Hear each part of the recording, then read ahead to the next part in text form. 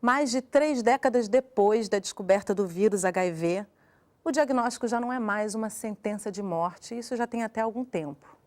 Hoje já é possível até evitar a transmissão vertical do vírus, ou seja, de mãe para filho, e também há tratamentos que permitem que a vida de um soro positivo siga em frente. Mas um dado preocupante é apontado nas pesquisas e levantamentos do Ministério da Saúde. Os jovens são o grupo que mais cresce entre os infectados. Em menos de 8 anos, foram registrados mais de 30 mil casos entre brasileiros com menos de 19 anos. E aí, o que vem depois de um jovem ser diagnosticado com HIV? É sobre isso que eu converso hoje com a Márcia Rachid, infectologista e uma das fundadoras do grupo Pela Vida, Ruggeri Gonzaga, estudante de serviço social e militar, e a psicóloga Rafaela Queiroz. Gente, muito obrigada pela presença de vocês com a gente aqui hoje. E, Márcia, eu quero começar com você, porque você está trabalhando junto com essa questão da infectologia voltada para a soropositividade, soropositivos, desde os primórdios, aí nos primeiros casos, né, que foram identificados no Rio, você já estava ali trabalhando. Como é que você vê essa curva histórica aí do momento inicial para cá? O que mudou? Eu já tinha me formado e estava fazendo pós-graduação em imunologia no Hospital Universitário Gafreguini. E é um hospital que é ligado à Universidade do Rio de Janeiro, Unirio. Naquela época, os pacientes chegavam sem diagnóstico porque não tinha teste no Brasil.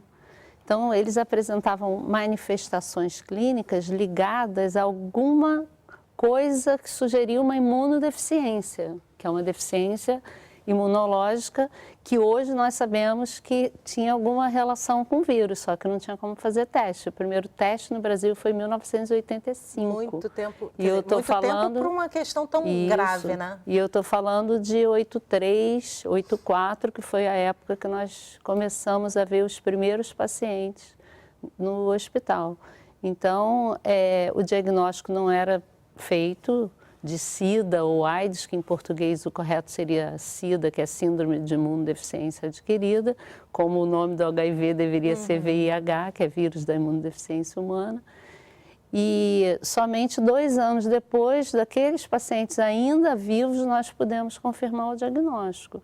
E assim começou, porque eu me envolvi de um jeito que fui ficando e acabei me envolvendo também como ativista. Eu, na hora de colocar aqui, de trazer quem você é, eu fiquei até com uma certa dificuldade, né, Márcia? Porque você realmente faz parte dessa história no Brasil, Sim. né? Você é reconhecidamente uma pessoa que acompanhou toda essa história. Eu não vou seguir com você agora só para a gente trazer a Rafaela e o Ruggeri para a nossa conversa aqui, mas quero que você vá ao longo do programa trazendo aí como é que você percebe esse histórico todo, que eu acho que é muito interessante e importante todo mundo conhecer.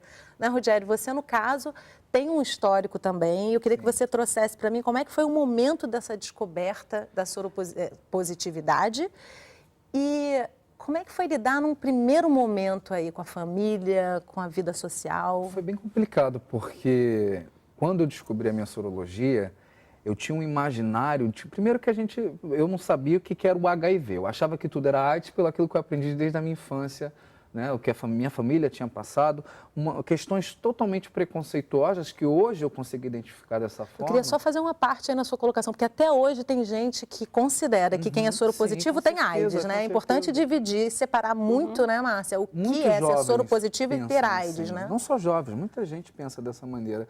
Então eu achava que aquela doença AIDS nunca ia ficar próximo de mim, nunca ia acontecer comigo, que o problema sempre ia ser do outro e não meu, sempre ia ser de um vizinho e não meu. Então, quando eu me descubro com essa sorologia, antes disso é importante também frisar que 6 meses antes do diagnóstico eu perdi um tio em decorrência da AIDS. E aí hoje eu consegui entender que o meu tio morreu em consequência do desenvolvimento da doença por diversos fatores psicossociais que envolveram principalmente o medo de se tratar, de dizer para a família e buscar todo aquele apoio que possivelmente, se ele tivesse conseguido, ele estaria aqui junto com a gente. Então, quando eu descubro a minha sorologia para o HIV, eu imaginei que acontecia a mesma coisa que aconteceu com meu tio. Você se deparou com o próprio preconceito? Sim, com certeza, lógico. Aquilo não poderia estar acontecendo comigo. Imagina, o médico estava falando ali, eu falei, não, doutor, o senhor está enganado. Então, tá bom, já que o senhor está dizendo que eu sou soropositivo, me diz logo quanto tempo de vida eu tenho, porque eu já me preparo. E ele riu. Aí eu falei, o senhor está rindo do quê? É uma coisa séria. Eu falei, não, eu sei que é sério, mas eu estou rindo porque se eu fosse Deus ou alguma coisa que você acredita, eu saberia responder quando você vai morrer. Mas como eu não sou, eu posso dizer que você pode ver até mais do que eu. Agora a gente tem que fazer passar por um processo de orientação, vou te explicar tudo, mas se preocupa primeiramente em viver.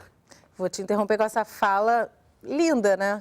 Que é tudo que a gente precisa encontrar num médico nesse momento, eu acho, mas vamos trazer aqui a Rafaela. Rafaela, você, no caso, teve foi infectada verticalmente, né? E eu queria saber em que momento você deixou de ser a criança que vivia na inocência, sem ter a mínima noção do que se tratava e que você tinha o vírus. E como é que foi essa descoberta e o contato aí com essa realidade brasileira, com os preconceitos todos? Como é que é essa vivência? Então, a minha sorologia, na verdade, foi descoberta quando eu tinha mais ou menos 2 anos, né? Que foi quando meu pai faleceu, logo em seguida foi a minha mãe. Então, já dei entrada justamente no mesmo hospital que a Márcia iniciou, né? No Grafeguini. E aí, minhas tias também acompanhavam o meu tratamento, né? Então, eu sempre ia para as consultas. Naquela época também não tinha medicação ainda, então era só uma consulta mesmo, né? De avaliação, de histórico clínico mesmo, no geral. E eu sempre tive lá, tinha os psicólogos, né? Que faziam tratamento de envolver a criança, né, de tentar sempre viver aquela vida linda, feliz e contente. Com 5 anos eu comecei a medicação, mais ou menos, né, que foi em 96. Então, eu tomava, mas não sabia o que era. Eu tomava porque diziam que eu tinha que tomar aquela medicação. E era uma quantidade de medicamento grande ou não? Então, eu não me recordo, mas naquela época era líquido. Que isso era mudou, o AZT, né, Márcia? Era o AZT, né, que era líquido. Então, não tinha essa quantidade enorme. Nunca cheguei a tomar uma quantidade enorme, né, depende muito de cada caso. Então eu comecei a ficar interessada no que eu tomava a partir dos 8, 9 anos, que tinha um rótulo, e eu vi que às vezes tirava o rótulo. Então, quando eu vi o rótulo na coisa, eu fui ler. Então, tinha lá que era para pessoas que faziam tratamento, né, de AIDS. E aí eu comecei a questionar o que era aquilo na própria psicóloga, então foi começada uma história de que eu vivia com vírus, nananã, com bichinho. Então, eu me deparei com isso. Mas, para mim, era uma coisa que, tudo bem, eu tenho isso, ok. Mas eu fui lidar com o que era o estigma, por volta de uns 14 anos, que na própria escola era pesado o assunto, né? Para mim, eu vivia com HIV e tudo bem, assim, na escola era uma coisa que os professores traziam como a pessoa estava doente, morta, e eu ficava, gente, mas eu tenho.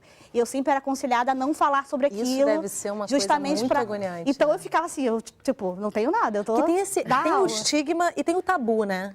Porque ainda é muito difícil para muita gente se declarar soropositiva, né? Eu fui falar abertamente sobre viver com HIV em público, né? Eu primeiro atuei no SPE, que é o Programa de Saúde e Prevenção nas Escolas, que fazia atividades, mas eu fui falar sobre eu viver com HIV para as pessoas tem 2 anos no máximo. Então, assim, é uma coisa que é um processo que você precisa construir para enfrentar, para conseguir bater de frente quando alguém comete alguma fala preconceituosa com você, que às vezes você gela e fica, meu Deus, o que eu falo? Às vezes machuca, né? Às vezes é uma coisa que você não está no dia bom, às vezes você está passando às vezes a fala não é convidativa, né, para um esclarecimento. Aí você fala, hoje eu não quero informar a pessoa pela milésima vez o que é viver com HIV, que não é assim, mas não adianta. Até mesmo novos casos que eu trabalho muito com acolhimento de jovens, né, na rede de jovens, e os jovens ainda acham que vai morrer daqui a uma semana. Ainda não é aquela informação de que o jovem está informado, para mim não funciona, porque quando eu acolho o jovem, ele acha que vai morrer em uma semana.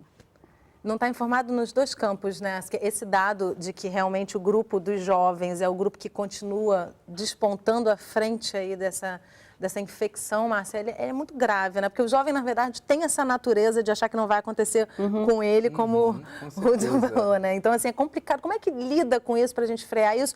Como é que você percebe essa dinâmica, essa mudança nesse arco histórico para o que a gente está vendo hoje? Essa história é bastante importante porque tem um discurso das pessoas que eu particularmente não concordo, quer dizer assim, o jovem se infecta porque ele não viu a epidemia, porque ele não viu aqueles casos. E não é isso. O jovem hoje é um jovem diferente do jovem de antigamente, primeiro porque ele é jovem, então ele vai ser jovem sempre. A característica do jovem é se considerar invulnerável. Ele não está exposto a nada, porque ele é super-herói. Isso é o primeiro ponto. Segundo ponto, nós estamos no momento da fluidez. Isso tem livros, isso tem verdadeiros tratados já sobre isso, que é assim, eu vivo aqui e agora. Eu quero prazer hoje. Eu quero o meu momento. Então, agora, nos Estados Unidos, na Inglaterra, em vários lugares, já tem como se fossem umas brochuras para você orientar. Em nenhum momento você lê assim, não faça, ou então use camisinha, não é assim, para as festas em que vão ser usadas drogas, ou a pessoa vai para transar sem capa, sem camisinha. Procure lembrar. Aí tem várias coisinhas de orientação. Isso chama-se redução de dano de alguma forma, né? Vamos falar abertamente. Tanto que se você julgar o jovem ou colocar culpa, você afasta. Deixa eu te interromper um minutinho para a gente fazer um intervalo e trazer uma reportagem. No terceiro bloco, já vi que a gente vai ter uma conversa quente aqui. Eu espero que o maior número de jovens possível esteja nos assistindo. No próximo bloco, então, a gente vai às ruas do Rio de Janeiro para ouvir algumas opiniões sobre preconceito e HIV. Vamos te apresentar também o criador de um manual de sobrevivência para jovens soropositivos. A gente volta já, não sai daí.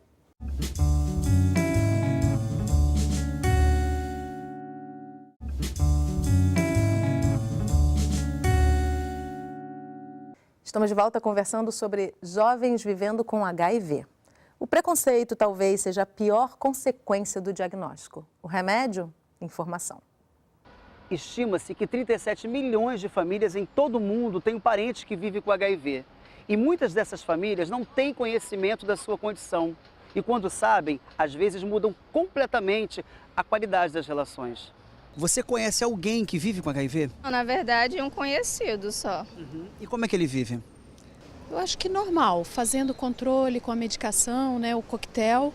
Eu acho que vive normal, inclusive já tem família, filhos, enfim, e que não foram contaminados. Vive triste, né? Não tem como ficar feliz sabendo que está com essa doença. Ele era muito deprimido porque a família discriminava ele. Então a família alugou um quarto para ele e dava cesta básica mensal. A família dele nem apoiou ele. Eu acho que por isso que ele se sente mais triste. Eu acho que a pessoa tem que ter um apoio, né? E se alguém da tua família ou amigo te confidenciasse o diagnóstico, como seria a sua reação?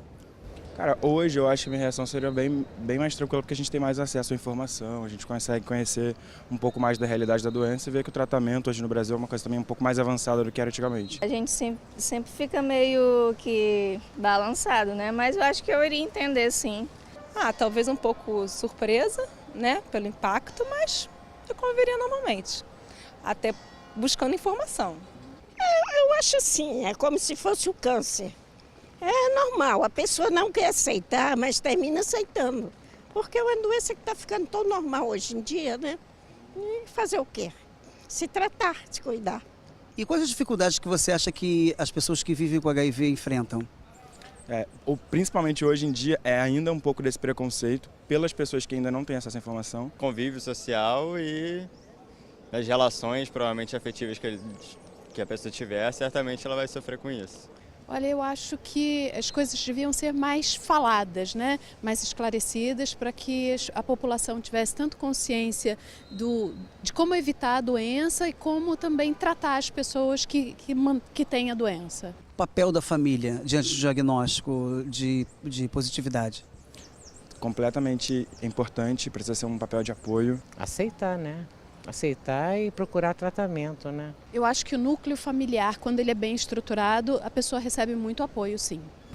Mas para o Reinaldo, não bastava apenas apoiar o amigo que lhe confidenciou seu diagnóstico. Ele quis ser útil a ele e a outros jovens na mesma condição. Eu queria fazer alguma coisa para ajudar outros jovens que descobrem a sorologia. Foi aí que ele criou o Manual de Sobrevivência de um Jovem Soropositivo. Eu conheci uma rede de jovens, né?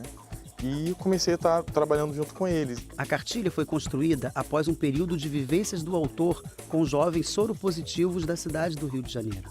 Depois que eu estava dentro da rede de jovens, né, eu sempre estava percebendo que tinham muitas dúvidas que elas se repetiam. E em um certo momento eu falei, eu peguei todo esse histórico de 8 anos de rede, olhei pergunta uma por uma e fui fazendo uma anotação. Daí eu criei tudo que tem no conteúdo, todas as perguntas que foram feitas pelos jovens. Para elaborar o manual, o jovem biólogo contou com a ajuda de profissionais na área da saúde e do jornalismo. A linguagem assim é bem dos jovens mesmo, né? Que eu praticamente fiz um laboratório com jovens que eu trabalhei dentro de comunidade, entendeu? Pegava as gírias, a forma de linguagem, tem até alguns ditos assim, alguns palavrões assim, mas é tudo dentro de um contexto, entendeu? Não é nada ofensivo, né? É uma coisa assim, muito fácil de entender. O manual está disponível para baixar em formato digital. Reinaldo criou também um aplicativo da cartilha que funciona em alguns sistemas operacionais. A intenção é expandir mais ainda. E o retorno desses jovens que têm acesso ao manual? Nossa, eu sinto uma felicidade quando vejo que se ajudou, assim. Eu tenho jovem de Moçambique, Portugal, do Rio, do Brasil inteiro, assim, que leu, né? E me dá um retorno, isso me deixa muito feliz, assim.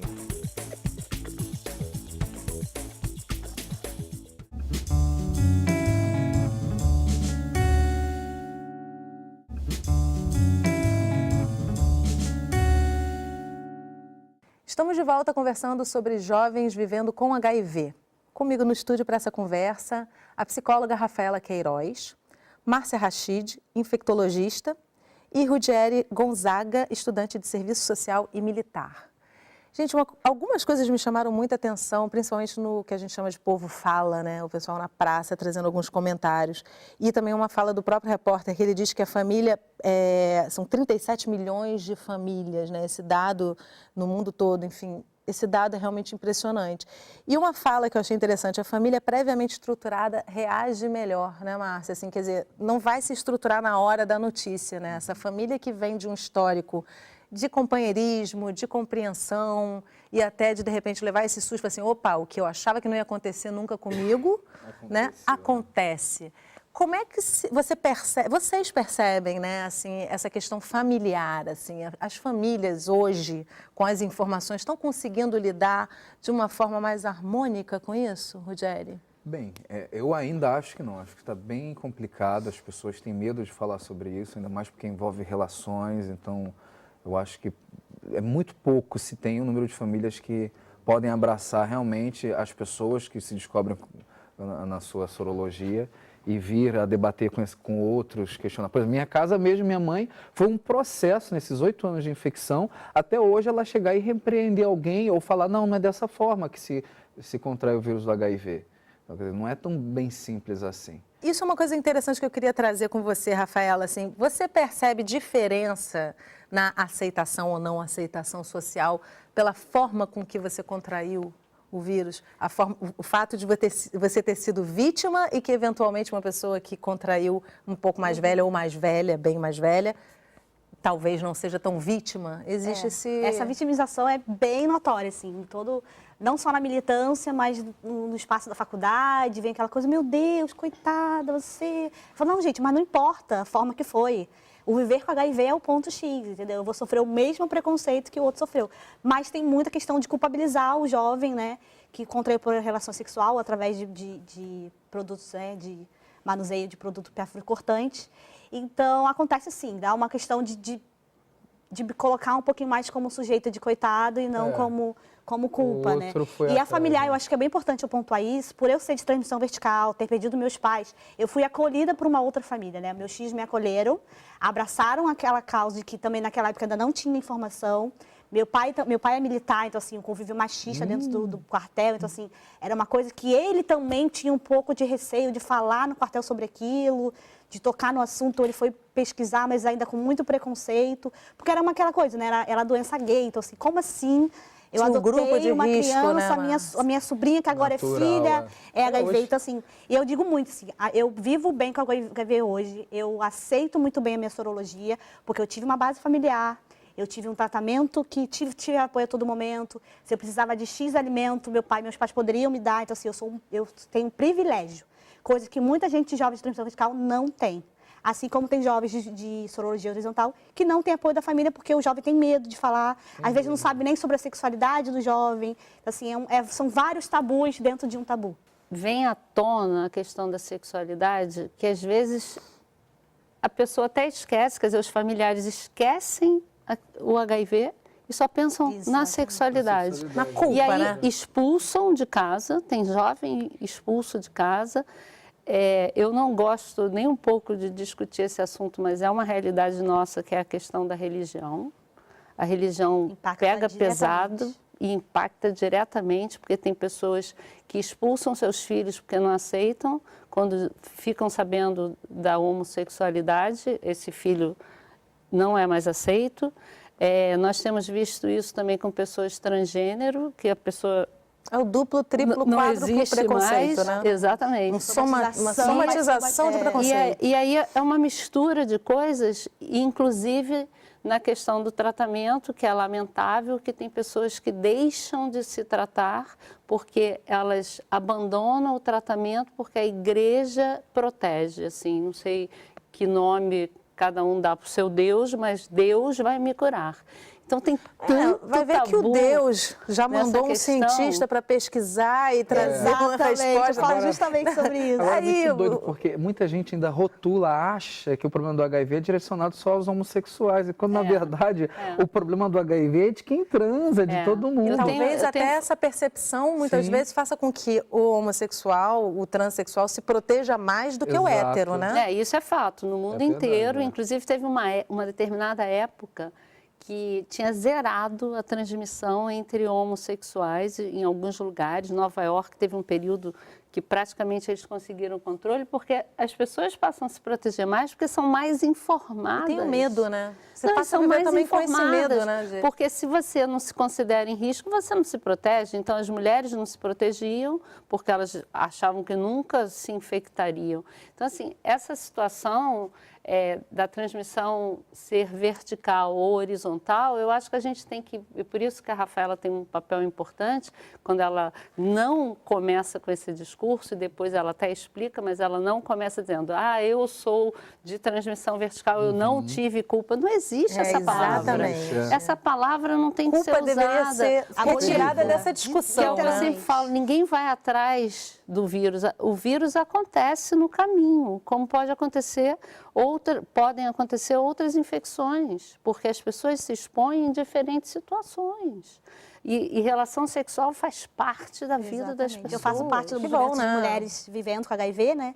E é engraçado porque, gente, tem um monte de mulheres vivendo com HIV, né? E são mulheres héteros, mulheres já da meia-idade, que estavam com seus parceiros fixos e se infectaram. Então, assim, a gente tem que pensar que é o sexo desprotegido e não, né, a forma que o jovem... Agora tem muito isso, assim, a notícia. Porque a epidemia nos jovens gays estão aumentando. Fica aquela coisa como se fosse, de novo, trazer a culpabilização, de novo trazer o estigma. O preconceito. Exatamente, assim. Forma, né? A pauta é quem transa, entendeu? Independente, assim. Além da camisinha, falar, use camisinha, o caminho já passou, assim. A gente está em outro momento. O jovem não usa. E aí, o que a gente vai fazer com isso? Saber se soro positivo é super importante. Exatamente. Né? Essa é uma campanha continuada do Ministério da Saúde, justamente assim, que pelo menos você saiba para você poder tomar a decisão de buscar um acompanhamento, porque não necessariamente a pessoa que se descobre soro positiva vai tomar medicamentos de imediato, né, Márcia? Hoje, como é que está isso? Isso assim, tem uma maneira de se olhar o testar e tratar que é baseado em ciência, que o vírus, a partir do momento que ele entra no organismo,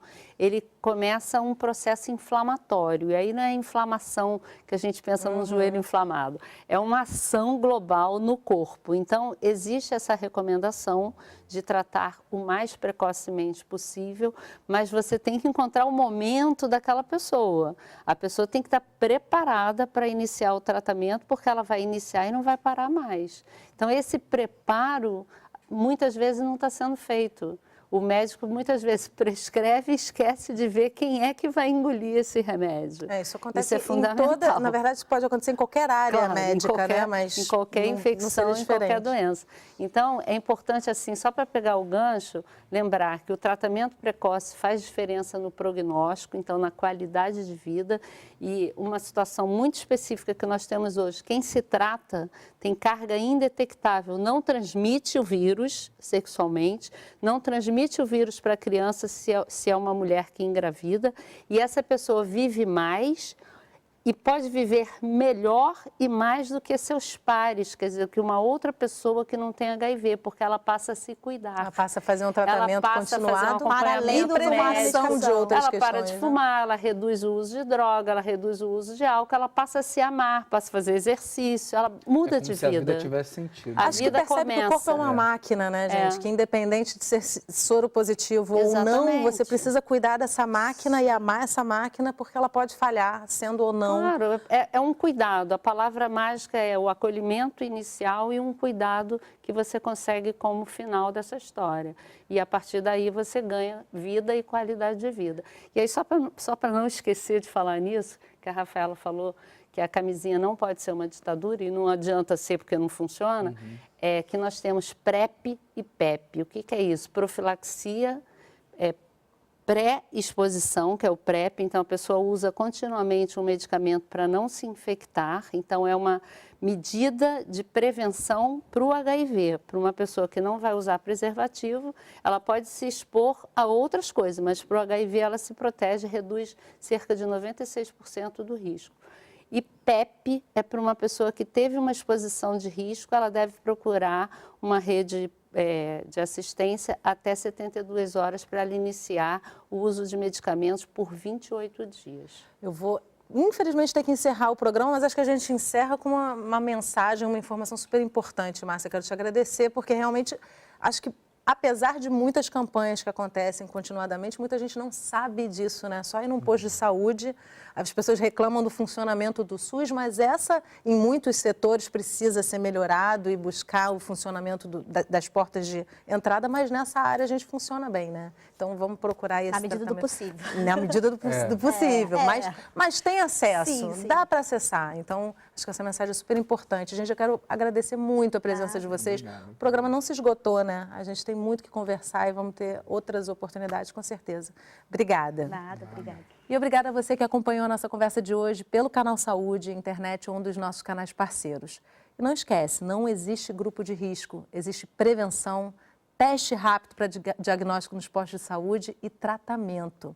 Se quiser rever ou compartilhar esse programa, já está disponível na nossa página do Facebook e pelo site do Canal Saúde. Eu espero você na nossa próxima conversa. Até lá!